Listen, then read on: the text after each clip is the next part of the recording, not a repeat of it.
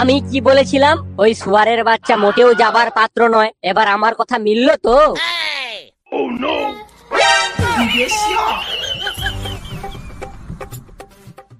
এবার তুই আমার কথাও মিলিয়ে নে, এরা দুজনেই হসপিটালে যাবে।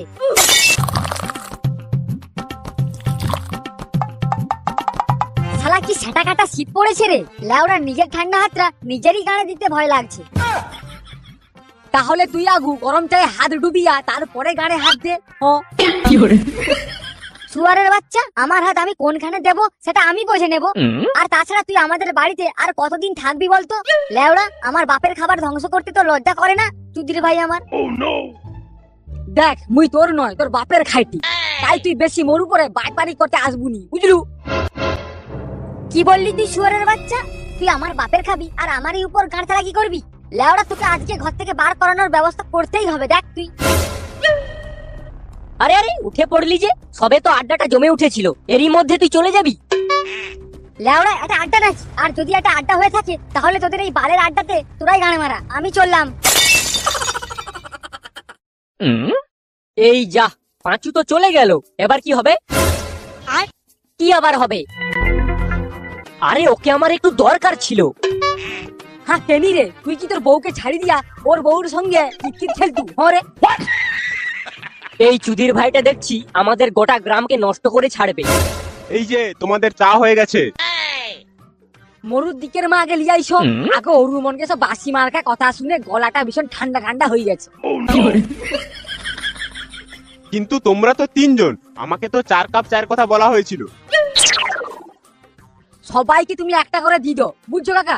আর লাস্টে একটা বাঁচি রইবে, সেটা মুখে দিয়ে দিব। কারণ এনকে রক্ত গরম করার জন্য লোক আছে তো। আর মুখে শুধু তা খেয়েই রক্ত গরম করতে হবে।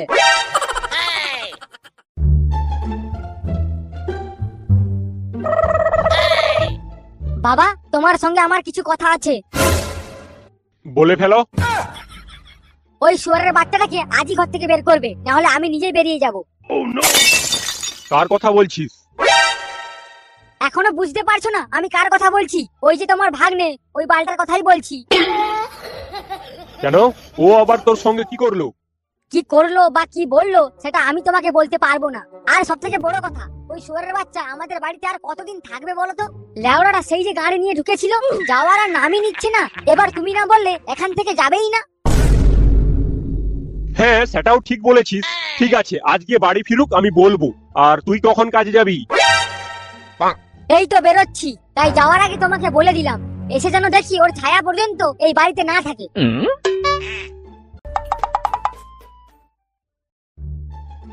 এই যে বাবা ক্যাবলা, অনেক দিনই তো হলো, কবে তাহলে বাড়ি যাবে? তোমার বাড়ির জন্য মন কেমন করে না?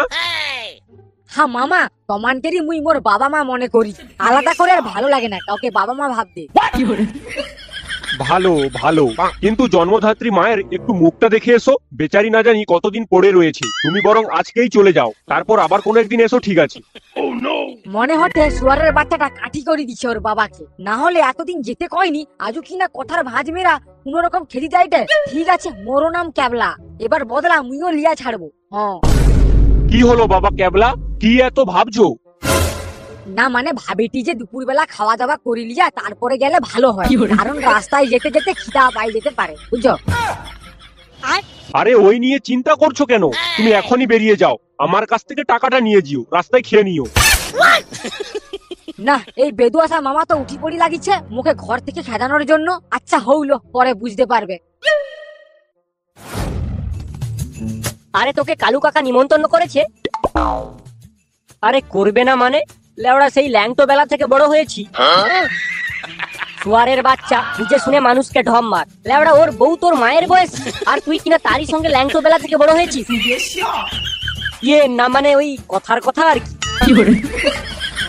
তোর এই বালের কথাবার্তার জন্যই লোকের কাছে কেলানি খাস। আরে ক্যাবলা, কোথায় চললি এই সময়? মোর গ্রামে যাইটি রে। কেন রে, বেশ তো ভালোই ছিলিস, দিনরাত খেতিস, আড্ডা দিতিস আর বগল বাজাতিস। সেই সুখ কপালে সইল আর কই? কেন রে? আরে চুদির ভাইটা ওর নামে ওর বাবার কাছে কাঠি করছে। লেওড়াটাকে সকালবেলা জানছি বলা এইভাবে ঘর থেকে বের করে দিবে মুই ভাবতে পারিনি, বুঝলু। আর তুইও হন হন করে বাড়ি চলে যাচ্ছিস। তুই এত সহজে পাঁচুর কাছে হার মেনে যাবি? বদলা লুবার মুডে নেই ভাই, আর এমনিতে অনেকদিন হয়েছে, যাই বাড়ির দিকে বাবা মায়ের মুখ দর্শনটা করে আসি। আচ্ছা যা, কি আর বলবো। অসুর অসুর। এই মানুষ বিদায় নিলে দুগ্গা দুগ্গা বলে, আর তুই বলছিস অসুর অসুর। মানুষ তারই জন্য ভালো প্রার্থনা করে যে ভালো কাজ করে, কিন্তু এই বোকাচোদাটাকে দেখে তোর এখনো ভালো বলে মনে হয়? তুই দেখে নিস, এই চুদির ভাই ঘরেতে যাবেই না, ও নিশ্চয়ই কোথাও একটা ঘাপটি মেরে বসে থাকবে, আর পাঁচুর 12টা বাজাবেই। যাক।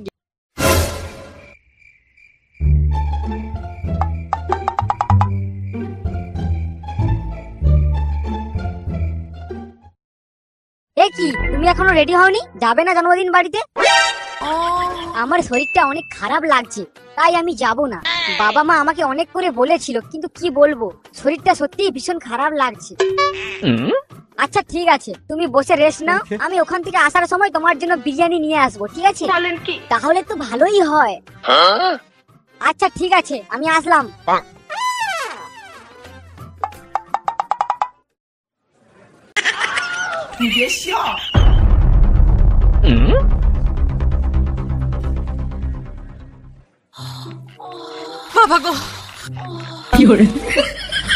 লেওড়া, শীতকালে তোর বউকে একা পেয়ে কে গা গরম করছে রে? করাচ্ছি গা গরম। লেওড়া, ওই মাগির সাথে সাথে ওই গুলমারানি ব্যাটারও গাড় ভাঙবো। চল তো আমার সঙ্গে।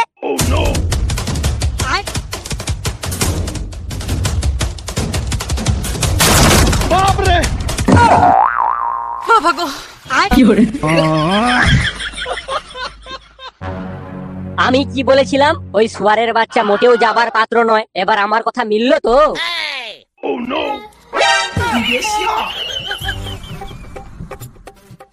এবার তুই আমার কথাও মিলিয়ে নে, এরা দুজনেই হসপিটালে যাবে।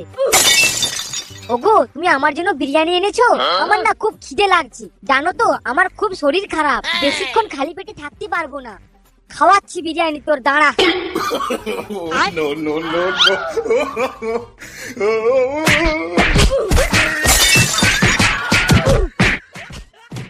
উফ বাবা, এ কি মারের দাপট রে ভাই। আমি শিওর ওরা দুজনে হসপিটালে যাবেই, আর গত 6 মাস ধরে বেড থেকে উঠতেই পারবে না।